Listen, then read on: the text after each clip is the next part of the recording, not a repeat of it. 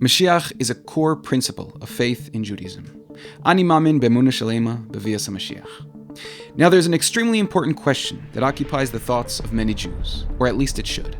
The return of the Jewish people to Eretz Yisroel, the ingathering of the exiles. Will it take place before or after the coming of the Melech HaMashiach? For some Jews, this question is irrelevant, because the Geula is not something that occupies their minds whatsoever. But for many God-loving Jews, this is a very, very serious question.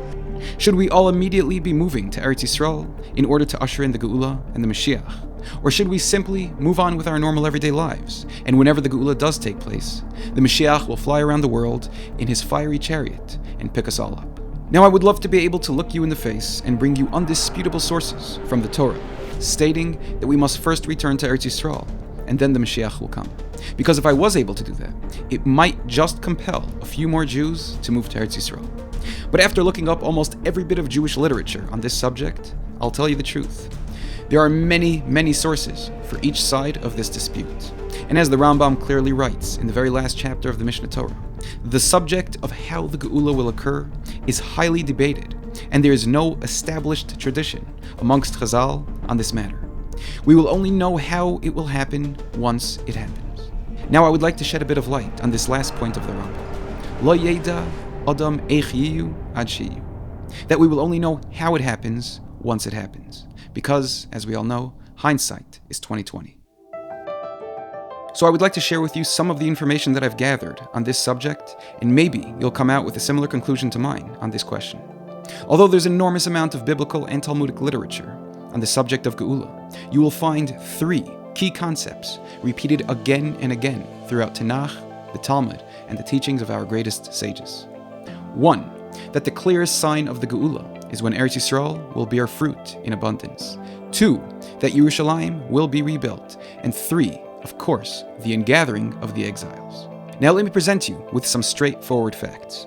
In regards to vegetation, for almost 2,000 years, up until the late 1800s, Israel was nothing short of a desert wasteland, with droughts and starvation being the status quo. Now as of today, Eretz Yisroel currently produces approximately 3 million tons of vegetation annually, more than enough to feed its population of almost 10 million people. And of course this number is growing fast every year. Now in regards to the rebuilding of Yerushalayim, a picture is worth 1,000 words. So this is what Yerushalayim currently looks like, and I don't think that I need to necessarily elaborate on it. Now Kibbutz Goliath, the ingathering of the exiles. Although the exact records of how many Jews lived in Eretz Yisroel over the past 2,000 years haven't been properly documented, it is estimated that the total Jewish population was somewhere around 5,000 to 10,000, give or take, obviously depending on the century. And as of the late 1800s and eventually World War II, the Jews began to flock here in mass. The total Jewish population is now estimated to be about 7 million plus. And of course that number too is growing fast. So now that you have the same information that I do, let's go back to the Rambam, who states regarding the Geula, we will know how it will happen once it happens. And now we may be able to answer the great question, what will take place first? The return of the Jewish people to Eretz Yisroel, or the coming of the Mashiach? Now, if you haven't come out with the same conclusion that I have, I ask, if over a period of 2,000 years, the Jewish population was at about 10,000, and then in the last 150 years, it increased to over 7 million, if that isn't the miracle of the ingathering of the exiles, then I ask, what is? If the miraculous rebuilding of Eretz Yisroel and enormous growth in agriculture and military strength isn't the fulfillment of the prophecies in Tanakh, then I ask, what is? Must cantaloupe and watermelon fall from the sky? Is the return of the Jewish people via airplanes not good enough to be the fulfillment of the prophecies in Tanakh? Will people only agree that this is the beginning of the Geula if Jews return here on floating carpets and fiery eagles? It's easy to dismiss every miracle that we are experiencing as not being the miracle that we were hoping for. But if so, what is it that the Jewish people are waiting for? What is everyone actually expecting to see? Any Jew who is unwilling to accept that the prophecies of the Geula are taking place before our very eyes must at least be able to answer, what events are you actually waiting for in order to be convinced that we must all return to Eretz Yisroel? Now I understand that miracles seem a bit less impressive when they're spread out over a long period of time. But all this has already been predicted by many of our greatest sages, probably most famously in the Talmud Yerushalmi in Masechtas Brachos. where Rav Chia said to Rav Shimon ben Chalafta while watching the sunrise, "The Geula will take place just as the morning sun rises. At first, the sky gets brighter and brighter, little by little. But as the sun reaches the horizon, it quickly grows greater and greater. And for those that recognize that the Geula has begun, but don't see why it's so necessary to come to Eretz Yisroel right away, let me give you an example. If a man is injured and lies unconscious in a hospital room, those who aren't too close to him will eventually forget about him and move on with their lives. Those who do truly care about the man and think about his well-being will probably pay a visit once in a while, and will definitely come visit him in the hospital once he wakes up.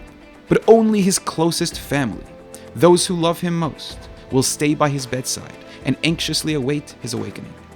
When he does gain consciousness and opens his eyes for the first time, rest assured, the first people he sees will be those who love him most and have waited for him by his bedside all along, even if it wasn't convenient to spend all that time in the hospital." Now, this is exactly the same with Hashem and the Geula. It's definitely possible that everyone will be notified when the Mashiach comes, and that everyone will eventually have the opportunity to return to this holy land. But there's absolutely no comparison to those who are here, in Eretz Yisroel, awaiting the Geula every moment of every day. We will be here to greet the Shekhinah and to welcome the Mashiach. We will be the first to have the opportunity to lay the bricks of the Beis HaMikdash and to bring the very first karbanos. We will get to witness the return of the Shekhinah in all of his glory, and will be able to sing to HaKadosh Baruch Hu on the greatest day in all of human history. All while millions of Jews in America wait on long airport lines to try and purchase a plane ticket to get to Eretz Yisroel. And greatest of all, we will have the most special relationship with Hashem after waiting for him at the doorstep of Yerushalayim, Hashem's home. As it says in Yeshaya, Perek Lamed, praiseworthy are those who yearn for Hashem. And as it states in Masechta Sanhedrin, after someone passes away, one of the very first questions that every Jew will be asked by the heavenly court: did you yearn for the redemption? And unfortunately, many will bow their heads in shame and embarrassment, knowing full well that they could have simply got on a plane and moved to Eretz Yisroel, but they didn't, because it was too challenging and inconvenient. Now, to sum up the matter, there is a medrash in the Yalkut Shmoni on Nach that states, "The Melech HaMashiach will stand on the roof of the Beis HaMikdash and call out to the Jewish people, 'O humble ones, the time of your redemption has come. If you do not believe, see my light that has shone upon you.'" Now, not every medrash is supposed to be taken literally, but every medrash has a lesson, a message that it's giving over. From this particular medrash, it is clear that even thousands of years ago, our sages knew that when the time for the Geula will come, the Jewish people will still not believe it and will not return to Eretz Yisroel. As this medrash so strongly points out, the Melech HaMashiach will be here. He'll be on the Beis HaMikdash, which will already be standing, and still the Jews will not recognize it. And how did our holy sages know this? Because it is a repeating event in Jewish history. It happened with the Meraglim. It happened with the second Beis HaMikdash. And as our sages predicted, it's happening now, with the third and final Geula. So I urge everyone, just as the Medrash says, O humble Jews, just open your eyes. See the light that Hashem has begun to shine upon us. Believe it, and come help us bring the Geula. Chazak ve'ematz. Be strong and courageous to fulfill the word of Hashem.